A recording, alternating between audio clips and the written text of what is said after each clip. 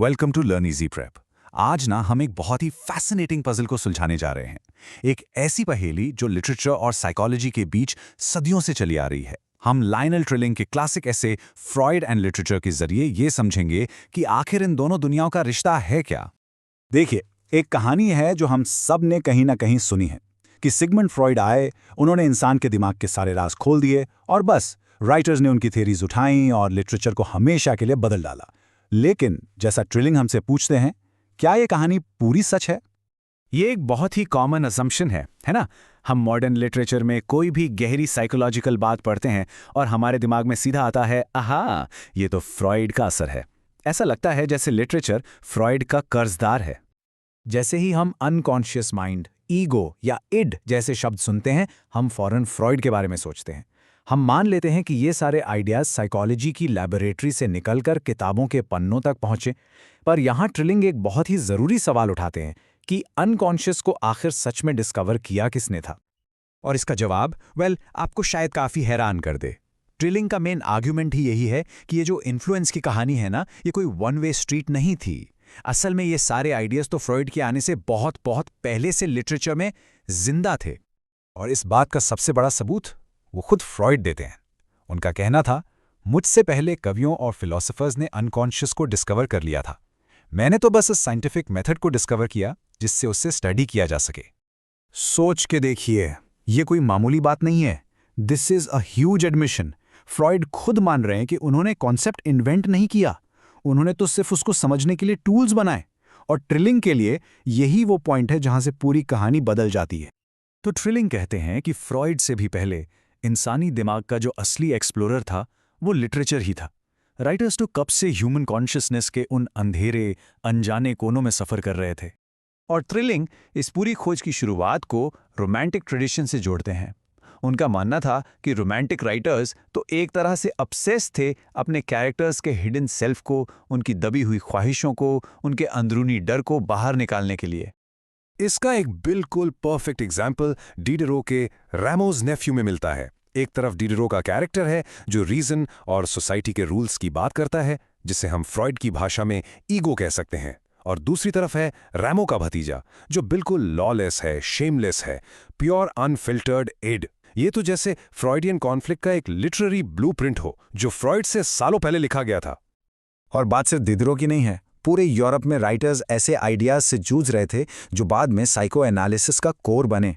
Rousseau ने बचपन के डार्क साइड के बारे में लिखा, विलियम ब्लेक ने सोशल नॉर्म्स के नीचे छुपी हुई प्राइमल फोर्सेस की बात की, यहाँ तक कि डेथ विश का कॉन्सेप्ट भी नोवालिस ने एक्सप्लोर किया था। ये सब अलग अलग आवाज़ें नहीं थी, बल्कि एक बड़ी लिटरेरी इन्वेस्टिगेशन का हिस्सा थीं।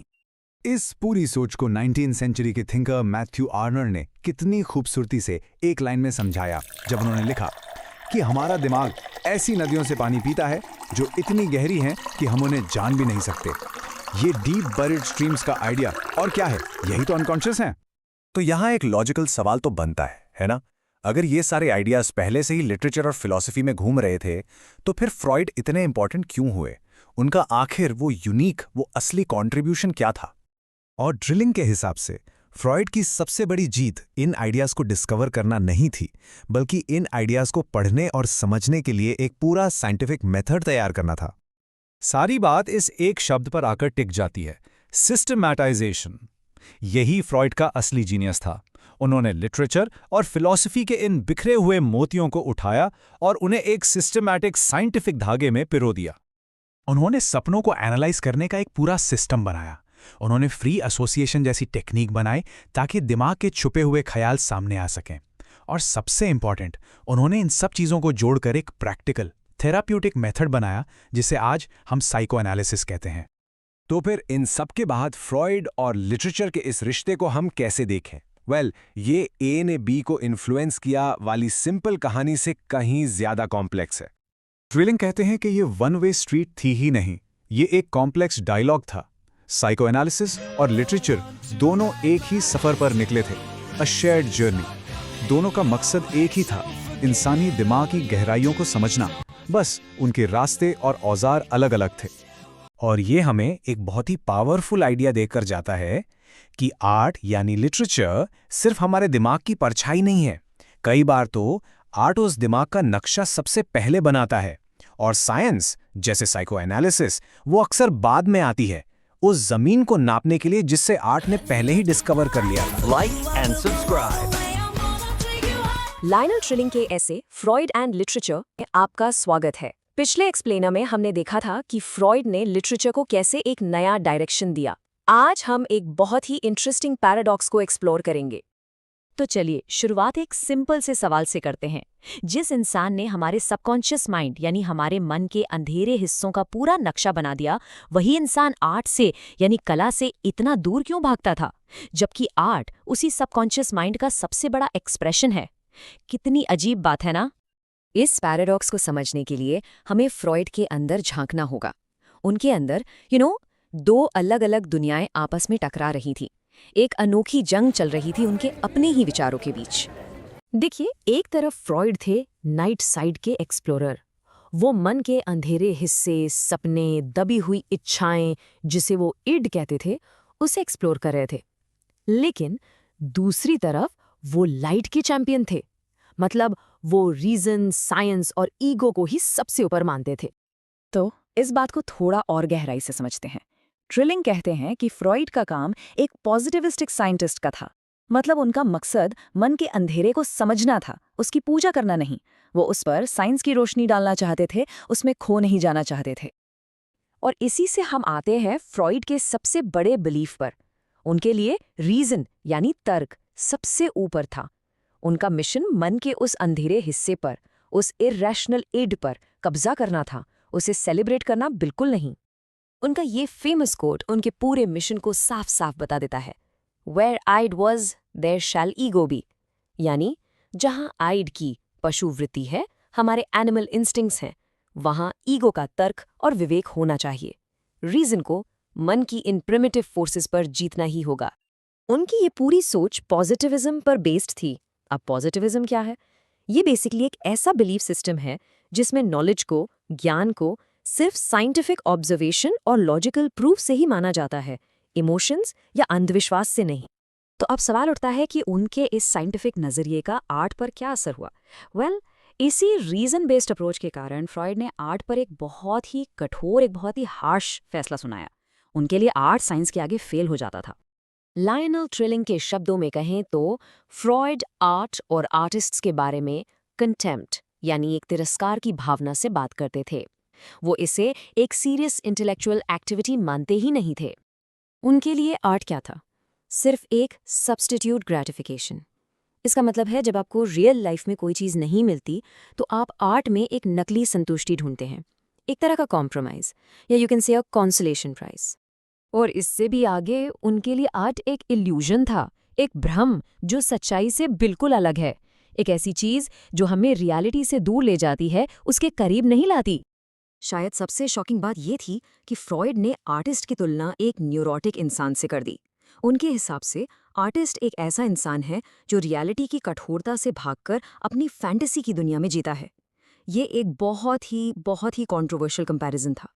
आर्ट के प्रति उनकी ये सोच अचानक से नहीं आई थी। ये उनकी थेरेपी यानी साइको एनालिसिस का ही एक आधार थी।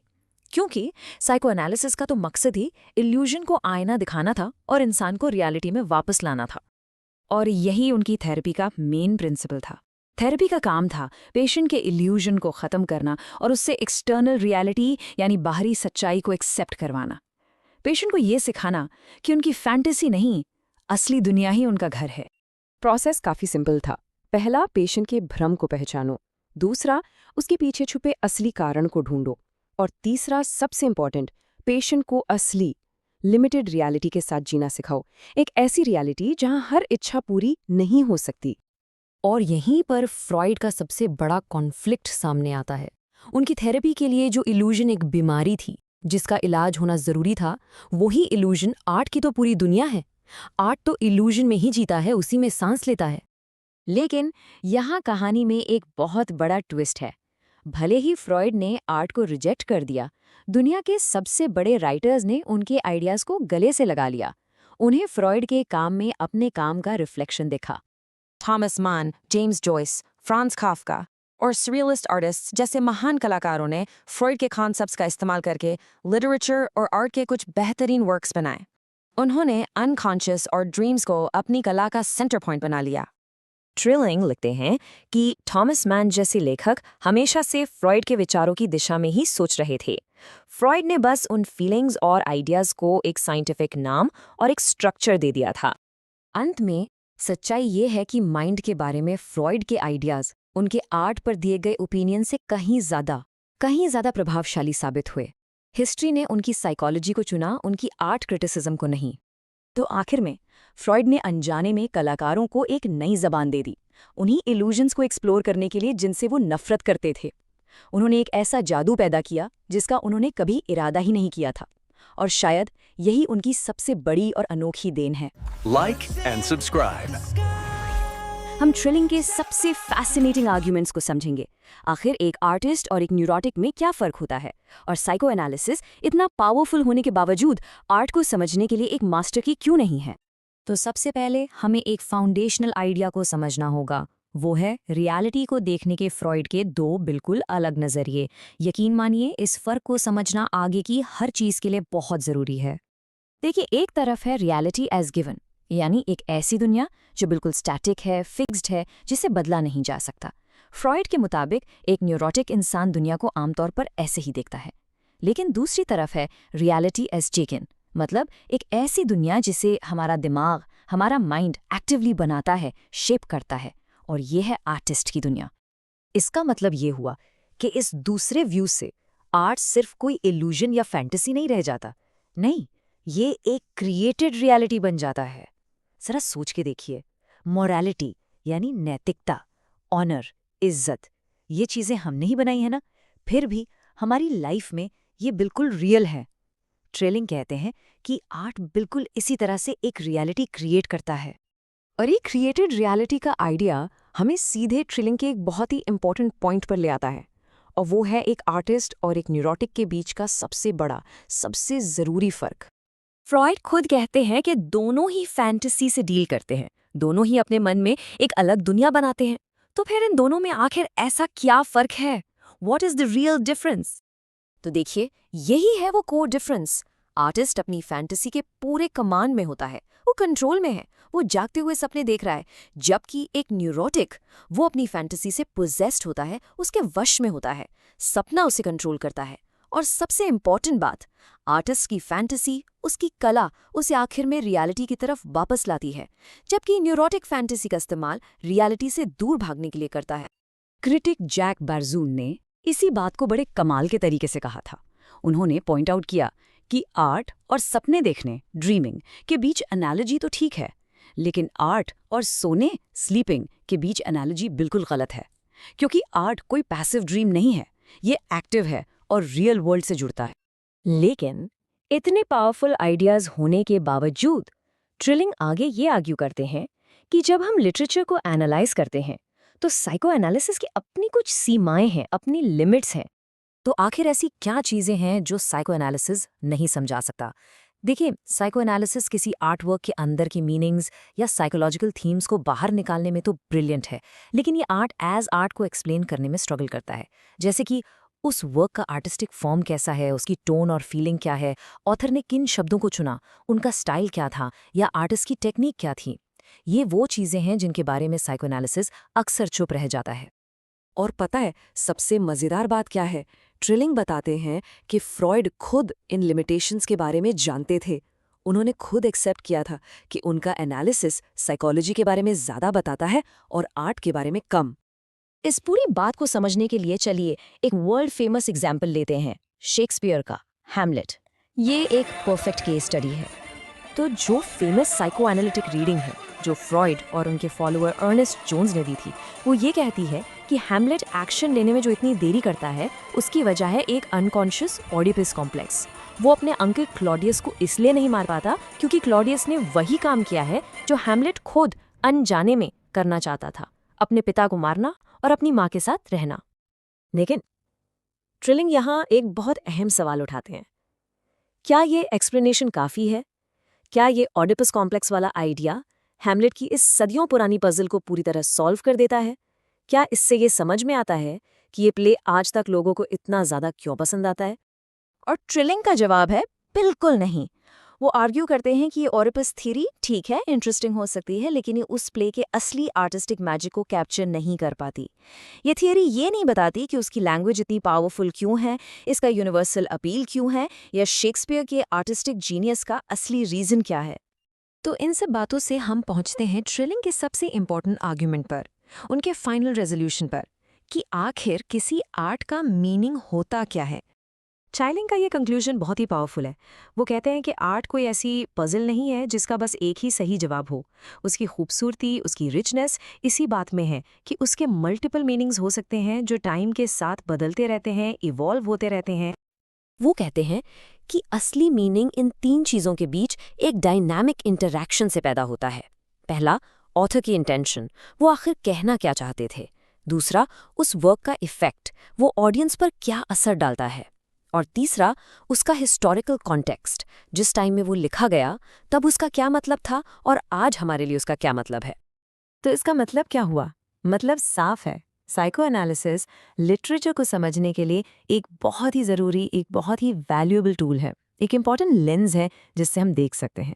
लेकिन ये मास्टर की नहीं है, ये हर दरवाजे को नहीं खोल सकता। ये बस कई टूल्स में से एक है और ये आखिरी शब्द नहीं हो सकता। उम्मीद है लिटरेरी थ्योरी की इस कॉम्प्लेक्स दुनिया में आपको ये सफ़र पसंद आया होगा। अगर हाँ, तो ऐसे ही बड़े आइडियाज़ को आसान भाषा में समझने के लिए लर्न इजी प्रेप को सब्सक्राइब करना ना भूलें। पिछले पार्ट्स में हमने आर्ट और आर्टिस्ट पर फ्रॉइड के नजरिए को देखा, लेकिन आज हम एक बहुत ही इंटरेस्टिंग, बहुत ही अहम सवाल से जूझेंगे। तो सवाल ये है, सोचिए, क्या साइको एनालिसिस हैमलेट जैसे कॉम्प्लेक्स चीज का रहस्य खोल सकती है? मतलब क्या फ्रॉइड ने हमें एक ऐसी मास्टर की दे दी है जिससे हम आर्ट के हर दरवाजे को खोल दें? चलिए इसमें गहराई से उतरते हैं। देखिए, शुरू में तो ये आइडिया कमाल का लगा, बिल्कुल माइंड ब्लोइंग। ऐसा लगा जैसे हाथ में कोई जादुई टूल आ गया हो। आर्टिस्ट के दिमाग में झांको और उनके आर्ट को पूरा डिकोड कर लो, एकदम साइंटिफिक तरीके से। कितना टेम्पटिंग है ना? पर यहाँ पर एक बहुत बड़ी प्रॉब्लम आती है। जब आप किसी आर्ट को देखते हैं तो आप असल में क्या एनालाइज कर रहे हैं? जो आर्टिस्ट ने कॉन्शियसली, जानबूझकर बनाया है, या फिर वो चीज़ें जो उनके अनकॉन्शियस से निकल आई हैं, जिनके बारे में शायद उन्हें खुद भी कोई आइडिया ना हो? और इन दोनों में फ़र्क कैसे करेंगे, ये बहुत मुश्किल है। और ट्रिलिंग ना इसी पॉइंट को पकड़ते हैं। वो कहते हैं, सुनिए, ऐसी बातें कहने में तो ठीक लगती हैं कि हम आर्टिस्ट के अनकॉन्शियस को स्टडी करेंगे, लेकिन प्रैक्टिकली सोचिए, ये तो सिर्फ स्पेकुलेशन है, अंदाज़ा है। हम शेक्सपियर को टाइम मशीन में जाकर उनके काउच पर बिठाकर उनके सपनों के बारे में तो नहीं पूछ सकते हैं ना? तो इस पूरी प्रॉब्लम को समझाने के लिए ट्रिलिंग एक परफेक्ट केस स्टडी उठाते हैं, शेक्सपियर का हैमलेट। और इसके जरिए वो दिखाते हैं कि देखो, जब एनालिसिस हद से ज़्यादा आगे निकल जाती है तो क्या गड़बड़ होती है।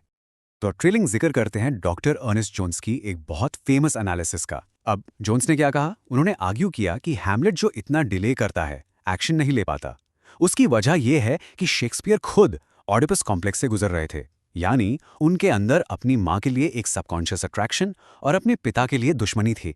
अब देखिए हुआ क्या। डॉक्टर जोन्स का पूरा फोकस प्ले से हट गया और शेक्सपियर के लाइफ पर चला गया। वो प्ले को नहीं बल्कि ऑथर को डायग्नोस कर रहे थे। और बस इसी पॉइंट पर ट्रिलिंग उन्हें पकड़ लेते हैं। वो साफ कहते हैं कि डॉक्टर जोन्स की एनालिसिस लिटरेरी क्रिटिसिज्म है ही नहीं, ये फेल हो जाती है। क्यों? क्योंकि इसके कंक्लूजन्स लिटरेचर से नहीं आ रहे, ये तो उनकी लाइफ के बारे में अंदाजे हैं। बेसिक रूल है, अगर आप लिटरेचर को समझना चाहते हैं तो आपके सबूत भी लिटरेचर से ही आने चाहिए ना? तो आखिर में बात क्या है? बात यह है कि क्रिटिसिज्म का मकसद आर्ट को एक पजल की तरह सॉल्व कर देना नहीं है। ऐसा नहीं है कि आपने कहा, आहा, हैमलेट को ओडिपस कॉम्प्लेक्स था, चलो केस क्लोज्ड। बिल्कुल नहीं। एक अच्छी क्रिटिसिज्म आर्ट को और इल्यूमिनेट करती है, उसकी कॉम्प्लेक्सिटी को एक्सप्लोर करती है, उसे समझने में मदद करती है, उसे एक आसान से डायग्नोसिस में बंद नहीं कर देती। पर अब यहाँ ट्रिलिंग एक कमाल का, एक ब्रिलियंट टर्न लेते हैं। साइको एनालिसिस को एक क्रिटिकल टूल की तरह रिजेक्ट करने के ठीक बाद वो कहते हैं, रुकिए, लिटरेचर के लिए फ्रॉइड का जो असली कंट्रीब्यूशन है वो इस सब से कहीं ज़्यादा गहरा और कहीं ज़्यादा इंपॉर्टेंट है। तो अब हम सिंपल एनालिसिस से आगे बढ़ रहे हैं। ट्रिलिंग कहते हैं, भूल जाओ उन मेथड्स को। फ्रॉइड की असली वैल्यू लिटरेचर को एनालाइज करने के तरीके में नहीं है, बल्कि उस रेवोल्यूशनरी आइडिया में है जो उन्होंने ह्यूमन माइंड के बारे में दिया। और ट्रिलिंग्स यहाँ बहुत क्लियर हैं। वो कहते हैं, अगर हमें सच में लिटरेचर के लिए फ्रॉइड की वैल्यू समझनी है तो 2 चीज़ें करनी होंगी। एक, फ्रॉइड आर्ट के बारे में खुद क्या सोचते थे उसे साइड में रखो, और दो, साइको एनालिसिस को सीधे सीधे आर्ट पर अप्लाई करना भी भूल जाओ। हमें इन दोनों से आगे देखना पड़ेगा। और जब हम आगे देखते हैं तब हमें फ्रॉइड का सबसे बड़ा इंसाइट मिलता है, एक ऐसा आइडिया जो फ्रॉइडियन साइकोलॉजी और पोएट्री के बीच एक बहुत ही अनोखा, बहुत ही गहरा रिश्ता बना देता है। तो क्या है ये फ्रॉइडियन माइंड? ट्रिलिंग के लिए ये एक डायनामिक सिस्टम है, एक ऐसी जगह जहां रैशनल और इरैशनल हमेशा एक दूसरे से टकराते रहते हैं, बात करते रहते हैं। और ये दिमाग अपने काम करने के तरीके से ही नेचुरली पोएट्री बनाता है। हमारे सपने, हमारी जबान का फिसलना, हमारे जोक्स, सोचिए, ये सब उस दिमाग की पोएट्री ही तो हैं। और यही ट्रिलिंग का सेंट्रल आर्ग्यूमेंट है। वो कहते हैं कि जितने भी मेंटल सिस्टम्स हैं, उन सब में से सिर्फ फ्रॉइडियन साइकोलॉजी ही है जो ये मानती है कि पोएट्री दिमाग के कॉन्स्टिट्यूशन का, उसके बुनियादी ढांचे का एक नेचुरल हिस्सा है। ये कोई एक्स्ट्रा फीचर नहीं है, ये माइंड का बेसिक फंक्शन है। ओके, तो ये आखिर होता कैसे है? दिमाग ये पोएट्री बनाता कैसे है? फ्रॉइड ने हमें उन मेंटल डिवाइसेस यानी तरीकों के बारे में बताया जो हमारा दिमाग मीनिंग क्रिएट करने के लिए यूज करता है। और अहम बात यह है कि ये डिवाइसेस फंडामेंटली पोएटिक हैं। जैसे एक है कॉन्डेंसेशन। इसमें दिमाग बहुत सारे आइडियाज को मिलाकर एक सिंगल इमेज या वर्ड बना देता है, ठीक एक पावरफुल मेटाफर की तरह। फिर है डिस्प्लेसमेंट। कभी हुआ है आपके साथ? गुस्सा बॉस पर है लेकिन निकाल ट्रैफिक पर रहे, ये वही है। और फिर सिंबलिज्म। अब समझिए, फ्रॉइड के मुताबिक ये सिर्फ किसी बीमारी के सिम्टम्स नहीं है, ये पोएटिक लैंग्वेज के बिल्डिंग ब्लॉक्स हैं। इन्हें हम सबका दिमाग हर रोज यूज करता है। देखिए, ये आइडिया नया नहीं है। सदियों से फिलोसोफर्स और पोएट्स ये कहते आए हैं कि इंसान मेटाफर्स में सोचता है। ट्रिलिंग कहते हैं कि फ्रॉइड का कमाल ये था कि उन्होंने इस पुराने आइडिया को एक नया सिस्टमैटिक और साइंटिफिक आधार दे दिया। ऐसा लगा जैसे उन्होंने हमें दिमाग की उस पोएटिक लैंग्वेज की ग्रामर बुक दे दी हो। और बस यही है उनकी असली रेलेवेंस लिटरेचर के लिए। किसी एक राइटर को डायग्नोस करने से लाख गुना ज़्यादा इंपॉर्टेंट ये समझना है कि इंसानी दिमाग बाय इट्स वेरी नेचर एक ऐसी मशीन है जो आर्ट और पोएट्री क्रिएट करती है। इस एक इंसाइट ने लिटरेचर को देखने का हमारा पूरा नज़रिया ही बदल दिया। तो आखिर में ट्रिलिंग के लिए फ्रॉइड का सबसे बड़ा गिफ्ट क्या था? कोई टूल नहीं था आर्ट को एनालाइज करने का। उनका सबसे बड़ा गिफ्ट एक विजन था, एक ऐसे दिमाग का विजन जो खुद एक वर्क ऑफ आर्ट है, एक ऐसा दिमाग जिसका नेचर ही पोएटिक है। और इस विजन ने ना सिर्फ आर्ट बल्कि हम खुद को कैसे देखते हैं इस सोच को हमेशा हमेशा के लिए बदल दिया। Like and subscribe. Learn easy prep. इस आखिरी पार्ट में हम ट्रिलिंग के फाइनल कंक्लूजन को समझेंगे। आखिर में आर्ट के लिए फ्रॉइड की असली इंपॉर्टेंस क्या है, चलिए पता लगाते हैं। ठीक है, तो शुरू करते हैं। आज का हमारा एजेंडा हमें एक बहुत ही स्पेसिफिक फ्रॉइडियन कॉन्सेप्ट से लेकर लिटरेचर और आर्ट पर उसके बड़े असर तक ले जाएगा।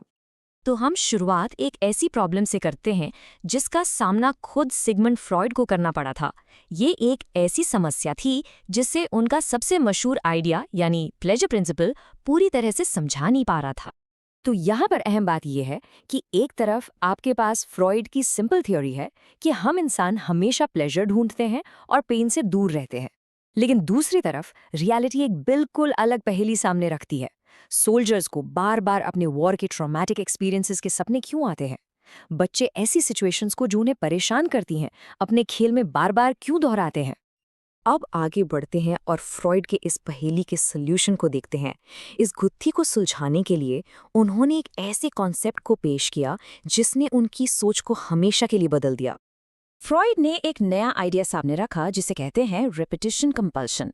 ये एक ऐसी इम्पल्स है, एक ऐसी ज़रूरत जो प्लेजर प्रिंसिपल से भी ज़्यादा पुरानी है। ये एक अंदरूनी मजबूरी है जो हमें एक ट्रॉमेटिक इवेंट को बार बार दोहराने पर मजबूर करती है ताकि हम उस पर आखिरकार काबू पा सकें। और इस प्रोसेस का एक परफेक्ट एग्जाम्पल फ्रॉइड के एक बच्चे के खेल के ऑब्जर्वेशन से मिलता है।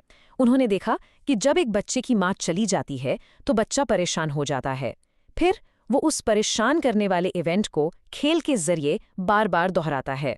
यहाँ उनका मकसद प्लेजर हासिल करना नहीं बल्कि उस बुरी सिचुएशन को अपने कंट्रोल में लाना है।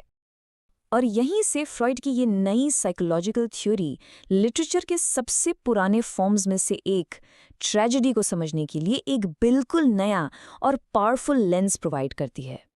ट्रिलिंग हमें याद दिलाते हैं कि ट्रेजेडी का जो ट्रेडिशनल व्यू है, जैसे कि एरिस्टोटल का, वो उसके अंदर के डर को खूबसूरत भाषा से ढक देता है। लेकिन इस बात पर बहुत कम ध्यान दिया जाता है कि उस डर का आखिर मतलब क्या है। फ्रॉइड की थ्योरी कुछ बिल्कुल अलग ही सुझाव देती है।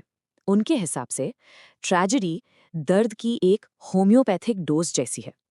हम उसे देखते हैं एक तरह से दर्द की एक छोटी कंट्रोल्ड डोज लेने के लिए, ताकि हम जिंदगी के बड़े दर्दों के लिए और मजबूत बन सकें।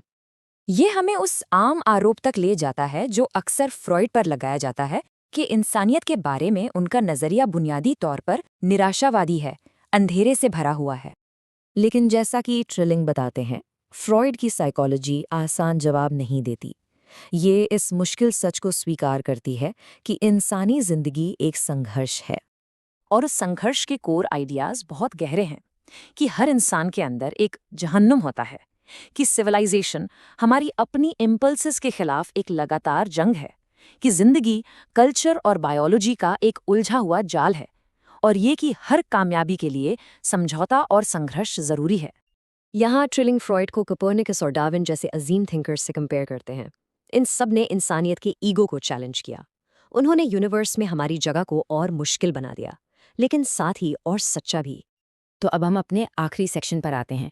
ये निराशावादी या पेसिमिस्टिक वर्ल्ड व्यू आखिरकार लिटरेचर और आर्ट की दुनिया को क्या देता है? इसका योगदान क्या है? ये थ्रिलिंग का आखिरी और सबसे इम्पोर्टेंट सवाल है। क्या फ्रॉइड का विजन आर्ट और क्रिएटिविटी के लिए बहुत ज़्यादा सिनिकल है? क्या ये एक बंद गली है? लेकिन ट्रिलिंग यहाँ एक बहुत ही इम्पॉर्टेंट फ़र्क बताते हैं। वो कहते हैं कि फ्रॉइड के काम में सिनिसिज्म बहुत कम है। जो है वो है सच के प्रति एक अटूट समर्पण, चाहे वो सच कितना भी मुश्किल क्यों ना हो। और यही है आखिरी सबसे पावरफुल टेक अवे। ट्रिलिंग के लिए फ्रॉइड का आर्टिस्ट को सबसे बड़ा तोहफा ये था कि उन्होंने इंसानी दुनिया को छोटा या सिंपल नहीं बनाया, बल्कि उसके उल्टा उन्होंने उसे खोल दिया और उसे और भी कॉम्प्लेक्स बना दिया। और इसी कॉम्प्लेक्सिटी में आर्ट का सबसे गहरा सोर्स छुपा हुआ है।